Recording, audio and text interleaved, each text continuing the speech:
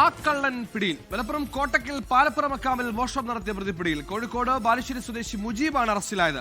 മുജീബ് സ്ഥിരം മോഷ്ടാവെന്ന് പോലീസ് അറിയിച്ചു. കഴിഞ്ഞ ശനിയാഴ്ച പുലർച്ചെയാണ് പാലപ്പുറ മക്കാമിലെ നേർച്ചപ്പെട്ടി കുത്തി തുറന്ന് മുജീബ് അനായാസം കവർച്ച നടത്തി രക്ഷപ്പെട്ടുപോയി.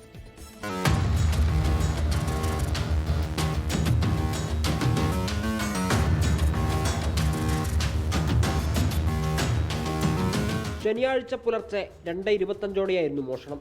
പാര ഉപയോഗിച്ച് മഖാമിലെ ഗ്രിൽസിന്റെ പൂട്ട് തകർത്താണ് മുജീബ് അകത്തു കയറിയത്. തുടർന്ന് സ്റ്റീലിന്റെ ഭണ്ഡാരവും കുത്തിപ്പൊളിച്ചു. മുഖം മറയ്ക്കാതെ എത്തിയ മുജീബ് CCTVയിൽ കുടുങ്ങിയിരുന്നു. പ്രാർത്ഥിക്കാൻ ഉപയോഗിക്കുന്ന തുണിയിൽ പണം വാരിയിട്ടെടുത്തു കൊണ്ടുപോകുന്നതും ദൃശ്യങ്ങളിൽ വ്യക്തം.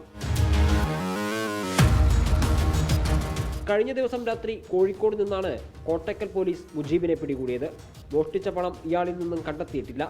മുജീബിന്റെ പേരിൽ വേറെയും നിരവധി മോഷണ കേസുകളുണ്ടെന്ന് പോലീസ് പറഞ്ഞു. 24 മലപ്പുറം.